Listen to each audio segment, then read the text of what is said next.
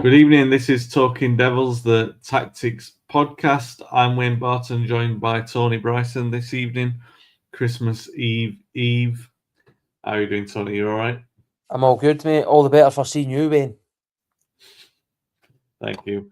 And, the screen has got our ugly mugs on it. We don't have the Greek flair of Mike Pieri. Adding a third handsome rogue gentleman to the screen tonight. If you're watching, that is, if you're listening back, you just got mine and Tony's dulcet tones. And none of the Cockney twang of Pieri here, but he'll be watching and listening back. So, good evening, Mike, or good morning. If you decide to watch it in the morning, why would you not?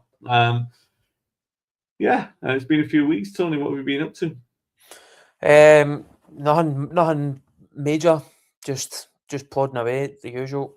Trying to get through to Christmas. We're right there now, so all good. How are you? How was your break?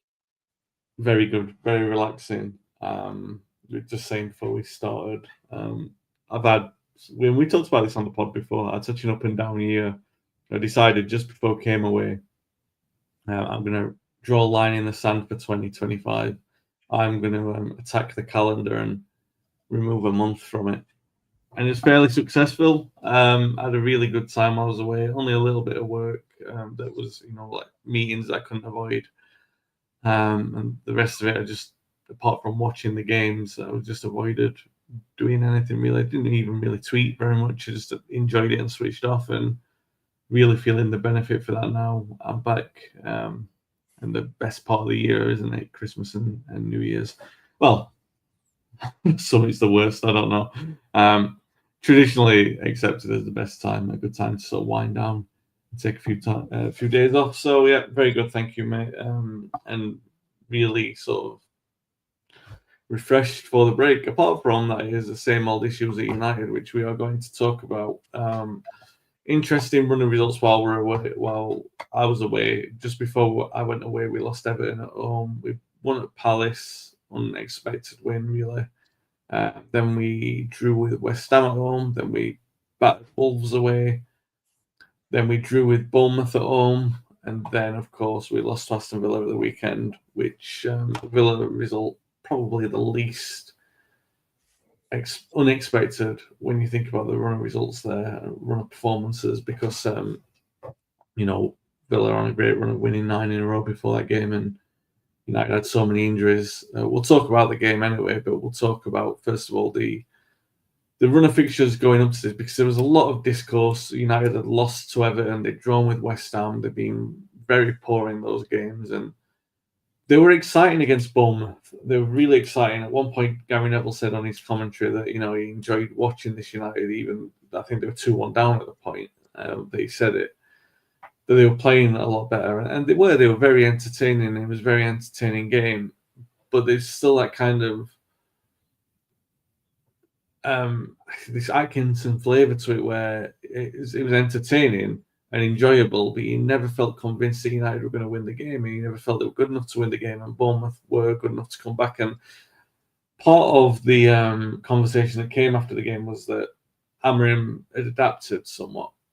I'm not entirely sure about this, Tony, but you can't hide from the fact that occasionally it looks a little bit more prominent that there's been a 4-man defence at times. That it's moved into a 4. You can definitely do a screen grab, or you can watch a passage of play where it looks like there's 4 men at the back.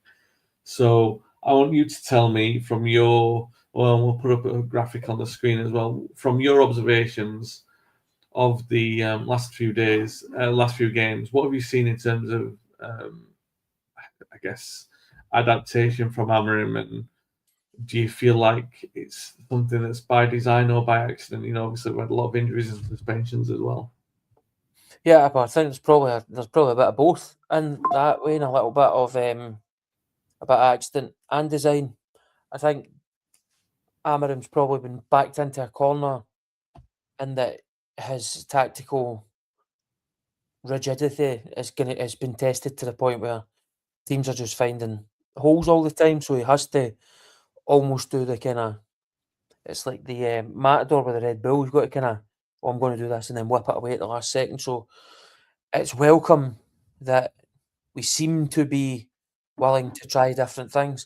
Most coaches will prescribe to the idea, though, that when you set the players out, if you say you're a back three, a 3-4-3, as soon as the ball moves, that changes. So that idea that you can take a screenshot, you could do that at any point in any game, and pick the bones out and say this is what that system is. Ultimately, it's what happens when the ball moves. And the problem we've had, Wayne, in my opinion, is it doesn't matter where the ball moves. We always look the same with the two guys in the middle of the midfield getting overrun. And I would say that there probably has been a wee bit of flexibility, slightly different shape and structures, and there's been a bit of success with that. The Bournemouth stuff, I think Manchester United are still going through a bit of an identity crisis. We know what it is and what it was founded and what it was built on, wingers and youth and getting the ball forward and taking risks. We've not seen much of that since this manager's been in.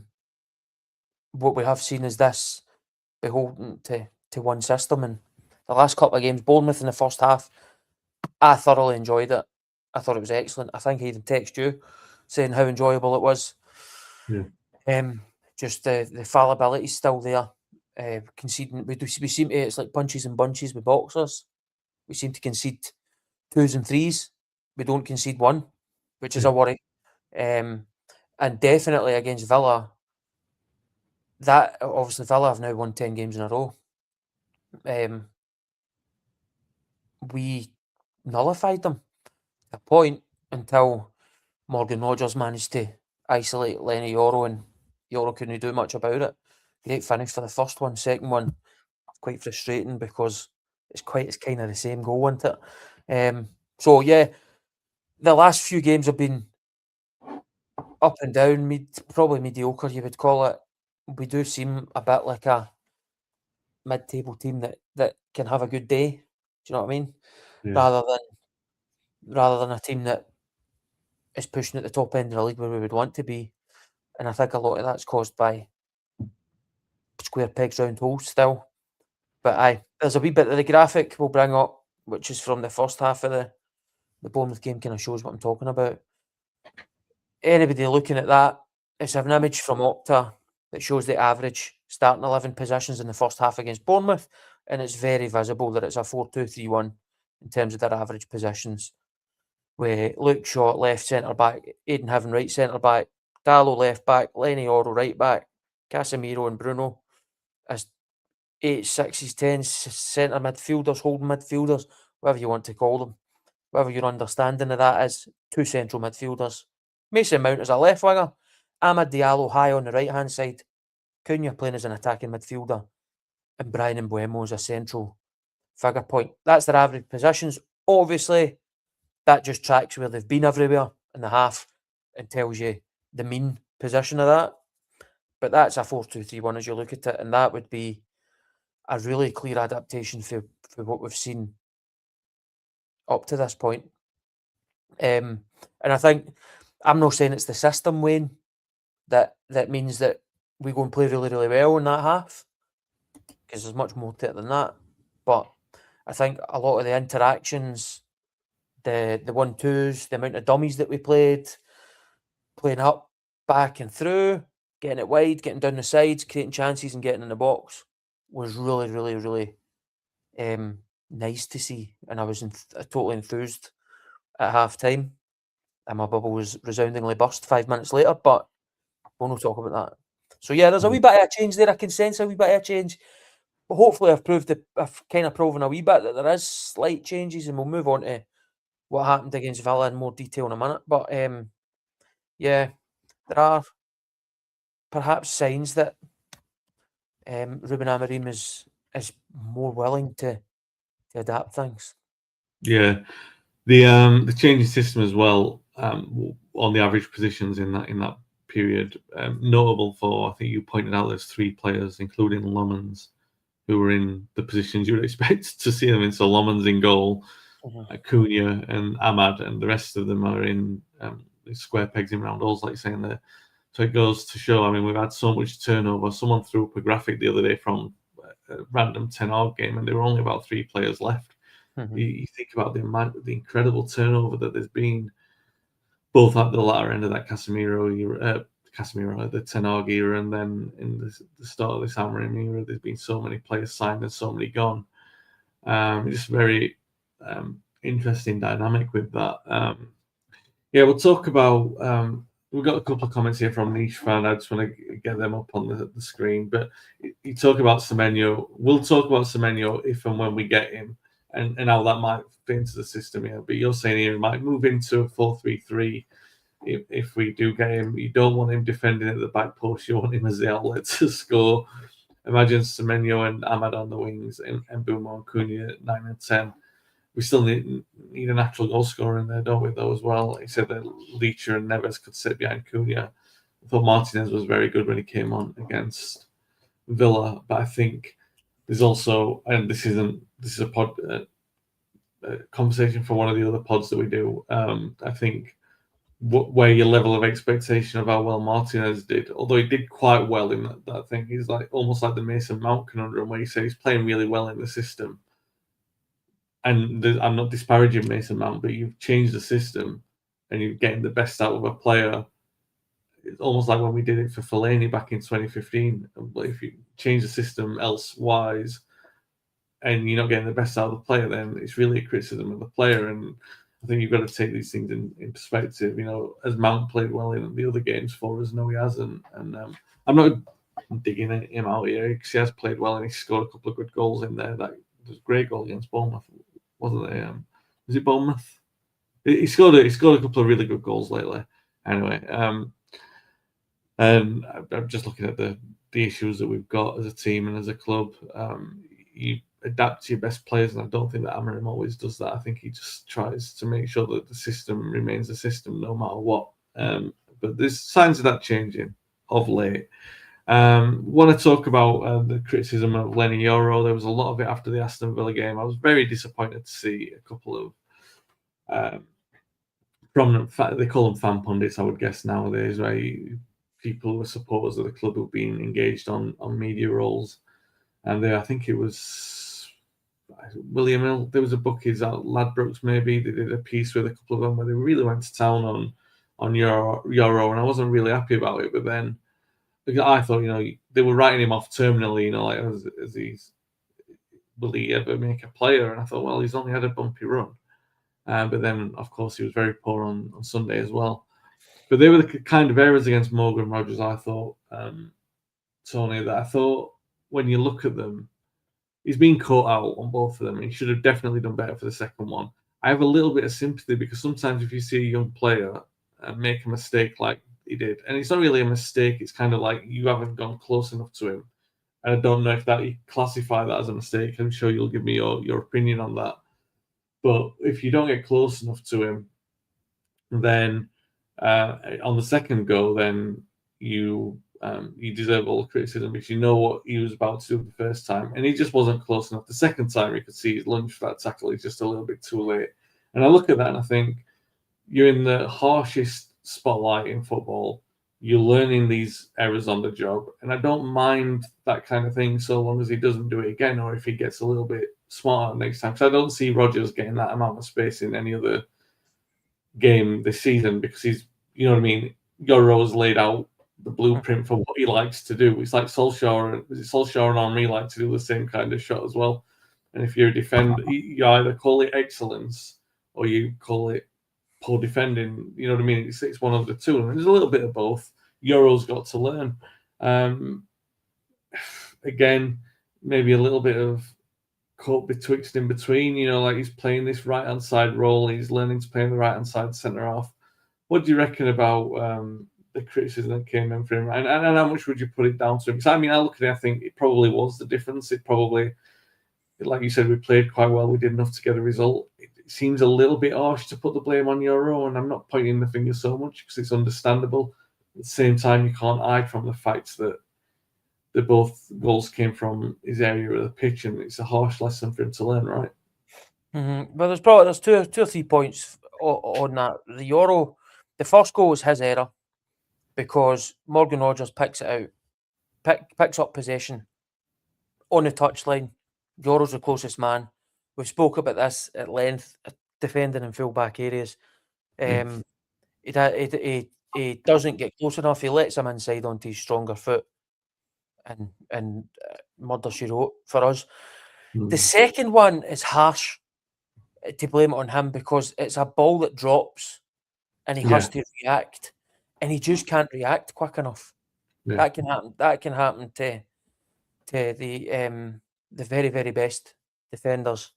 He is young. He is learning on a job. I've actually got this. It's just running on my TV. You can just see it there. The goal's just happened. It drops in the box, and Yoro tries to get close and just doesn't get there, which is a shame. There's a wonderful ref cam, which makes it an even better view of it. It's very, very, very harsh. I'm just going to a couple of things. Morgan Rogers is the youngest player to score 20 goals in all competitions for a Premier League club. Set the record at the weekend. And another one I wrote down, Morgan Rogers' magic equals 120-year record for Aston Villa's win. We went up against a side at the weekend, and as you said at the start and kind of alluded to it, that was a game we all thought maybe that'll be a stretch too far, Villa Park. That's a 120-year record that they've equalled with their 10th win in a row. And Morgan Rogers is the absolute catalyst for that. He's been probably the standout player. And Yoro just gets done by that. I think for us to take a young player, and he is a young player, and he's still learning a new club, a new country, is very, very harsh, in my opinion. I think if we're going to pick out individuals, Wayne, there's a few that have been there for a long time and have failed again and again and again that maybe we should be a wee bit more critical of than our young players. I'm with you on that, and I was calling the video out before, and I was a bit gutted that Yoro was at least isolated or he'd made to look poor in those games. I do put him down for one of the goals. You can't avoid the first one. It has to be pointed at him. But even then, it's a great strike. He's a long way out. Do you know what I mean? There's a lot of things in there. Just a harsh learning curve. We saw, how many times did we see ever get done by Aaron Lennon?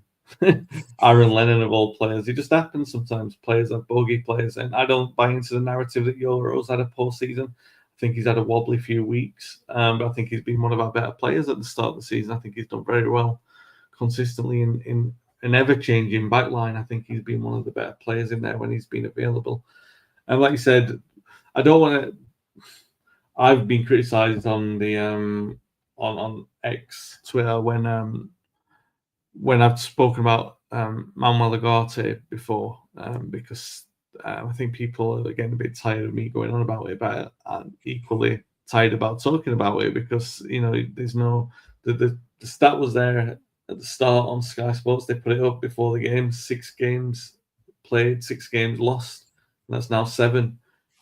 All 7 games United have started him. He's lost them all, and there's a really good track record of him coming off the bench when United have been in good positions and they needed to see a game out, and they've not been able to. When Manuel Ugarte has often contributed towards that. I don't want to say that we are a narrative kind of podcast. I think sometimes we have like a run of things that we talk about, and it's a point that we want to emphasize. If it's something that we have repeatedly said, that we want to come back to it because it's not being fixed. And Ugarte is definitely one of those things that we talk about. I don't know if it was yourself or if it was Mike who was running the error counter in the WhatsApp group that we've got. And it was, I'm not going to name and shame him, but it was quite high in the first half. There were a couple of bad mistakes in there. And sometimes, it's not always about the first pass. Sometimes it's about the completed pass that puts a teammate in a difficult position where they can't do anything with it. We've seen a lot of that from not just Ugarte, many players at United over the last few years. And we can all see that it's not working for him in that midfield. Where do you stand on that, Tony? Because you said there were other players to point the finger at. I'm guessing Ugarte is one of them, but where would you go at what went wrong against Villa? What went wrong against Villa? We are it seems incapable of doing the simple things repeatedly for 90 minutes. So we start the game really, really well, both with and without the ball. We do things really, really well in spells, sorry, and then seem to stop doing them. So there's a lot of things. I agree with that point. Euro does need help.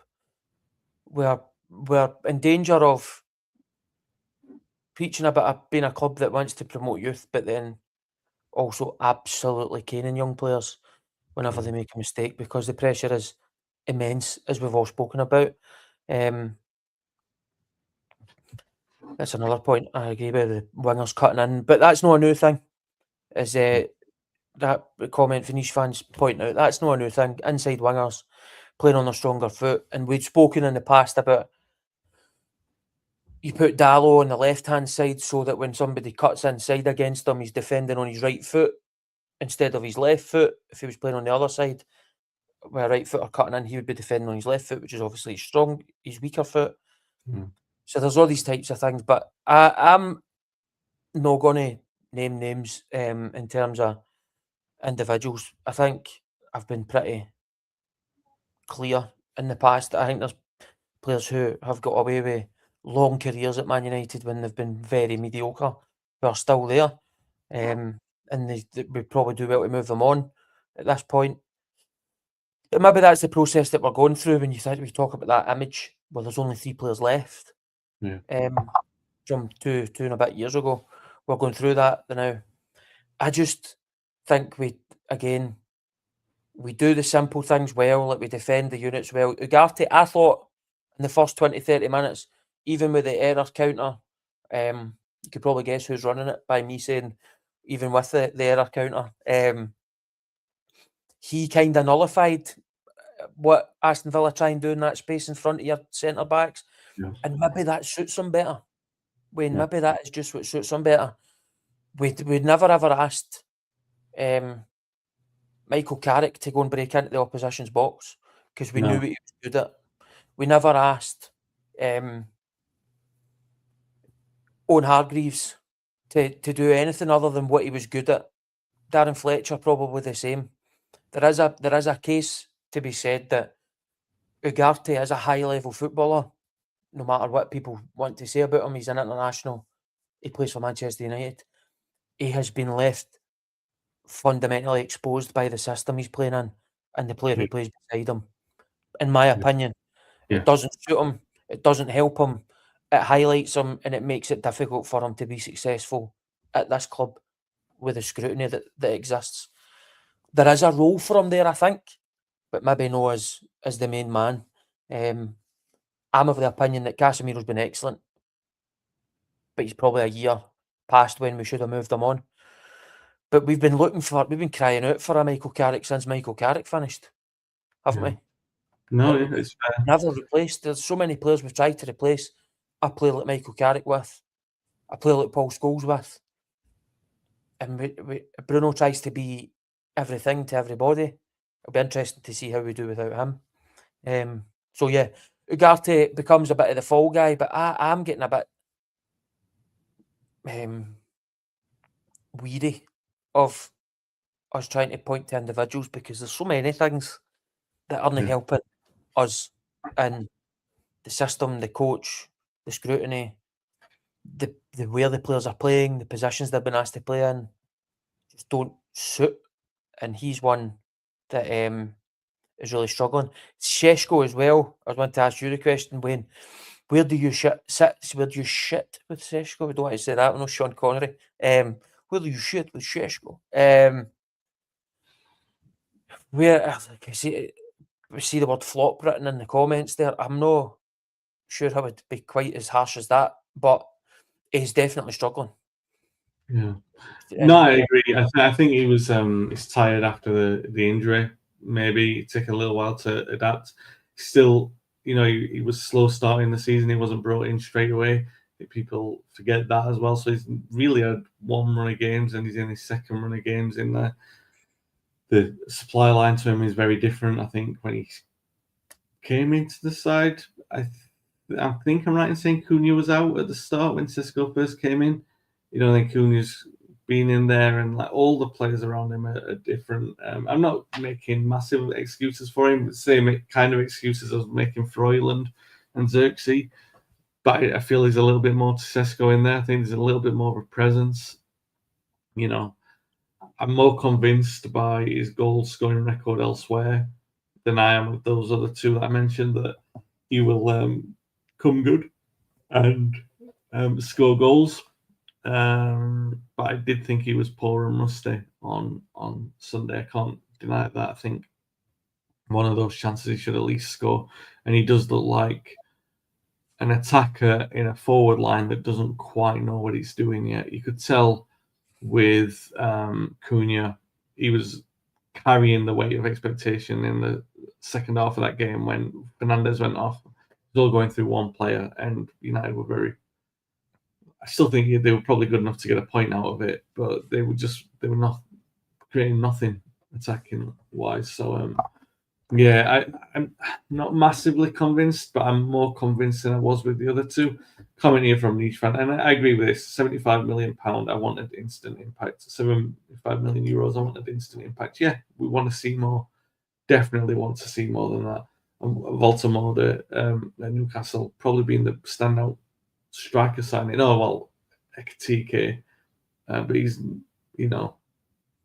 Ekitike has been the star, hasn't he? But apart from that, of the strikers, the out and out number nines that have signed for clubs, Baltimore has been probably the best one at Newcastle. And we're playing Newcastle next, so let's get on to this and talk about what we're going to do, because you spoke about where Ugarte does well, and what he does do well, and what he was brought in to do, people forget, is sit at the base of a midfield three and do nothing apart from retain the ball. And he's actually skilled at doing that as long as he moves the ball on quick enough and there are players around him to do that. Casemiro's probably better at it. We may well have a youth team player that's better at doing it because he's got more variety with his ability to use the ball. But Ugarte is a senior player and he's done quite well in that position. That's his speciality. If we adapt the system somewhat with the number of players that are out, Casemiro will be back, Ugarte will be there. You've got the temptation of putting either Fletcher in or Manu in there. This is one occasion where, if Manu's back, that is, one occasion where, because we know all of his tenure, he's been really sort of stoic on this system and formation and shape. He can afford to make tinkering changes in the next few games with how many players he's got out and not look like he's losing face. I think that seems to be a big issue with him, that he doesn't want to be seen to lose face or back down. This is an important run of games, right, for him to be able to do that. He can alter it slightly, he can tinker it, he can put an extra man in midfield. And, perhaps like, Niche fan saying that he likes Ugarte, he gets too much hate, let's give him a run of games. He will play against Newcastle, no doubt. Maybe he'll be helping him out, maybe he'll be helping other players out if you start filling in positions.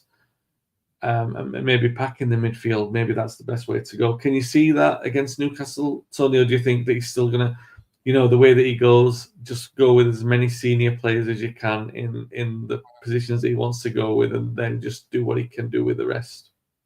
Yeah, it's almost that way with Amorim. It's like, no, this is my system, so I'm going to pick the most experienced professionals I have because they should be able to cope with different systems. It's funny because there's a bit of debate starting up in Scotland with Celtic, because Celtic have just hired a 3-4-3 manager mid-season who's come in and lost 4 of his first 5 games, which is some doing at Celtic. The problem we're going to have with Newcastle is it's going to be, if we play with Casemiro and Ugarte, it's going to be manna for heaven for Eddie Howe, because his last starting 11, Bruno Guimaraes, Tonali and Ramsey as a midfield three. So you're going to have one of them spare all the time. Yeah. You're not going to have Bruno breaking out of that shape and that space. So maybe we go with pace in the front three. Those two sitting, play with a 3 and a midfield 4 with the wing backs really tight and narrow as a 4 across the midfield. Try and hit them on the break. Potentially, that's maybe what could happen. Obviously, we're at home, so I wouldn't want to see us sit a 3-4 and try and hit on the break from the off. But maybe that's the problem, Wayne. Yeah. Maybe we've became too what's the word, principled in the idea that we don't think Man United should sit with players behind the ball at Old Trafford. Maybe that's a problem I have, because I certainly remember us taking it heavy off other teams and then hitting them on the break in the Ferguson years. So perhaps that's the way to go. Fill that front three with pace and go for it. We are in it's going to be a real tough run of games, Wayne, because you've already got Mazraoui, Ahmad and Mbeumo taken out. Bruno's injured. But is it 4 weeks they're saying? Yeah. Can Casemiro do a run of that many games? Probably not. Mainoo's injured. It's going to be really, really tough. Yeah. The football coach in my thing would say, well, go to back four and play with a midfield three. Just get through to the end of this phase of games and do something that suits what's there. But the window's going to open in 8 days, so maybe there's things going to happen on the 1st of January. Who knows? Yeah, I was just looking at the last game when we played them in December, and we were 2-0 down in 20 minutes. The booing for Xerxes, and he was brought off.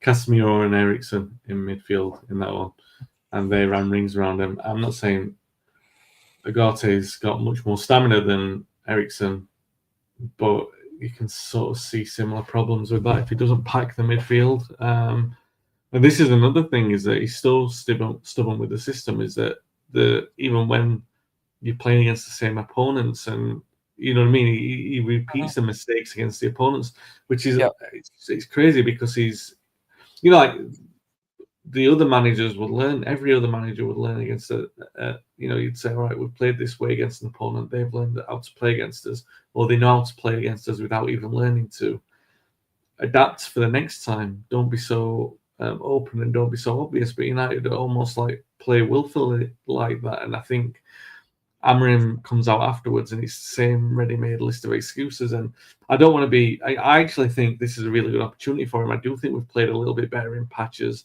I do think there's a little bit more familiarity coming in with that formation and system, but we are making a lot of defensive errors. And where at the start of his reign we weren't conceding anywhere near as many shots, because it was 20 shots a game under Ten Hag, so he stopped that. It's creeping up again. It's creeping up, and we look very open again. I don't think that's a massive issue as long as we are dedicated to attacking and we've got the right numbers in attacking areas. The problem is that we haven't done that against Newcastle in that game last year. We talk about taking a screen grab, the eye grab. I can remember I wasn't in my normal seat. I was high in the north stand for that, and then many times during the game we were playing with a 5-man defence at home at Old Trafford against Newcastle, and more than individual players, that's the issue, isn't it? It's the reticence to attack, the reticence to take a gamble. And I think that's the other thing, the unquantifiable. It's not about tactics, but we talk about United as a club that have got all these unquantifiables. What he stands to benefit from throwing in a couple of players like Jack Fletcher and Shea Lacey in the next couple of games in particular, with them being at Old Trafford, there's a really good way of, you know, he should have already been bringing these players in to give them options, but because of the fact that we're knocked out in the Carabao Cup, he's gone with that senior lineup all the time.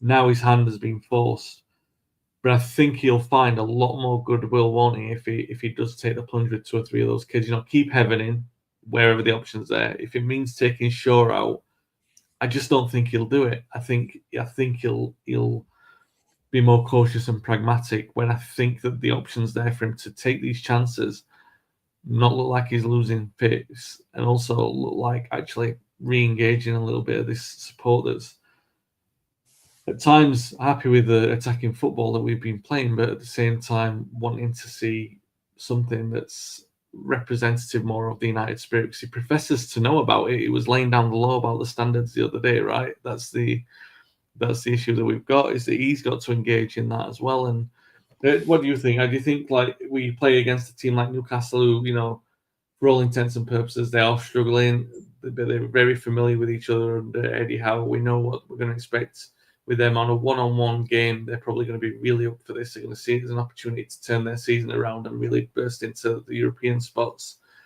United on the other hand, I think get cold by opponents like that. I think that the way turning that around is to put a couple of the kids in. I just don't think he'll do it. What do you think? That's certainly an easy way to release the pressure on him, because I think a lot of people, even if we do lose to Newcastle at home, if there was a couple of academy players in the squad or in the team, or at least one in the starting lineup, he would be given a much longer bit of rope than what he would get if he didn't. I just had a wee look there about minutes, percentage of minutes played since Amarim's been the manager. Top 4 players: Amad Diallo, Diogo Dallo, Bruno Fernandes, and Luke Shaw are the 4 who've played the most minutes. I don't think that would surprise anybody, but in my opinion, that then doesn't surprise me that we're struggling, because Luke Shaw and Diogo Dallo, for me, have had their shot and they're not good enough, and they're never going to be good enough. And putting them in a system that doesn't suit them doesn't help. I see all the comments about Glasner. Yeah, I think you just want a football manager, don't you? You want a football manager who wants to try and win every game that he goes into, who isn't trying to prove a point every game he goes into. It's like, I said this to you privately, and I don't mind saying it here. Manchester United Football Club is not the place to prove your ideology. Yeah. It's not. It's too much history, too much pressure, too much focus on you. If you want to prove your ideology, go and do it somewhere else. Yeah. Ultimately, you have to come here and get the best out of what you've got. And you can sit and say the academy players don't do the right things, the academy players are no resilience, blah, blah, blah, blah, blah. Manchester United is founded on academy players and getting them in the team. So you need to find a way to do that. And he must have been told that. And to me, it makes me question those who are making the calls above the manager. If you knew that this manager, and we said it the first time we spoke about him, is going to play this way, it didn't take a rocket scientist to look at the squad and go, he doesn't have the players for this. There's no legs in the midfield. There's no balance in the back 4, and there's no goals up the top end. He's not going to be successful here. So I don't really get what's happening here, and as I've said today, I just want a football manager. I want a football manager who wants to win football matches. That's it. I just want Manchester United to win football matches. You'll definitely want to win the next 3, because without Bruno Fernandes, without all the players that are there, it's a really tough run over Christmas. And I think, like, people, I went back and fro with Ed on No Question About That, where we were having a conversation. He was like, Wolves won't win at Old Trafford. And I was like, look, they've won 2 out of the last 4 at Old Trafford. Like, I know where they are. I know what they're doing. But you have to take into account where United are and the way that game is likely to go with the squad that they're likely to have out. They're going to have to, I think that he's going to have to take a gamble. That's just my opinion. Look, we could squeeze through these games. We could get a couple of draws and a win in there. We could draw against Newcastle, draw against Leeds, win against Wolves by a goal or by 2 goals, and then you would say something like, all right, well, we got through them and it wasn't as bad as what we thought it might be. But I don't think that that's where United are. They need to start. The issue of a manager has got to be a lot, like, take on board what you said and what Niche fan has said in the comments as well. The other thing is, a manager can't just be judged on the value of the players that he brings in and say that they're playing well. He's got to show improvement in all the other players on the pitch, and he hasn't shown any improvement. There's nothing. Ahmad's got the best run of form because the system suits him, but apart from that, I don't know if that. I don't want to take away Amarim's contribution to that, because I want him to do well at, and any doubt that I have, I want him to prove me wrong. I just don't see the improvement in there. So when he talks about being a failure and he emphasises that, or he says that we're the worst United team, I think, well, do something to prove it then. Improve the players. Don't talk about completely marginalising Cobby for the reasons why. Give him that. The other day when he's saying, I want him to prove me wrong, you're not giving him a chance to prove you wrong. You're not giving them the ample opportunity to get in there and tell you that they were going to stay through the performances. Like, especially a player like Kobe, who's there in a World Cup year and he wants to get game time. Everyone can see why he wants to get game time. I don't know. We'll see. Talk is cheap, and especially when you're losing games of football. Tony, you want to jump in there? We don't have. We don't have the players to suit. Like, see when he's talking about Menu like that. Yeah. What performance is he talk? What performance is it that Kobe's come on and not worked hard and ran and got the ball and kept it and passed it and moved it and won the ball back for us? That hasn't happened. Like, my eyes don't lie to me, Wayne. I watch the games. I see when Kobe comes on, and I can see that he's not getting the minutes that he needs to get, and it's going to hurt Kobe's career, and it's going to hurt our reputation as an academy, and it's ultimately hurting our first team because we have a system that's heavy on 2 centre mids, who need to have a range of skills because there's only 2 of them, and we play the best attacking midfield number 10, play behind the striker midfielder in that system because you can't not play him, but it doesn't suit the system. It's a system that's heavy on fit wing backs to get up and down, forwards that need to be strong and quick and press well, a number 9 that can hold the ball up, and 2 number 8s that can get across the pitch and stay as a unit and force the ball wide and pick the ball up and give it to the forward players. That's where and it's heavy in terms of the fitness side of it, on those wing backs and those forward players. Who do we see this manager changing all the time? He changes the centre backs. Yeah. It's probably the least heavy system on the centre backs the way we play it, because the wing backs are always next to them. So these 2 inside centre backs and this guy in the middle, they don't ever have to do a lot of running. It's not like they're shuffling sideways all the time. So I don't buy it, Wayne. I see these interviews with the manager, and I've said on this, I would never come on here. I'm not a first team football manager. I don't know the pressures, and I've certainly not a member of staff at Man United, and I can imagine what that's like. So I'm never going to come on here and say we should sack him.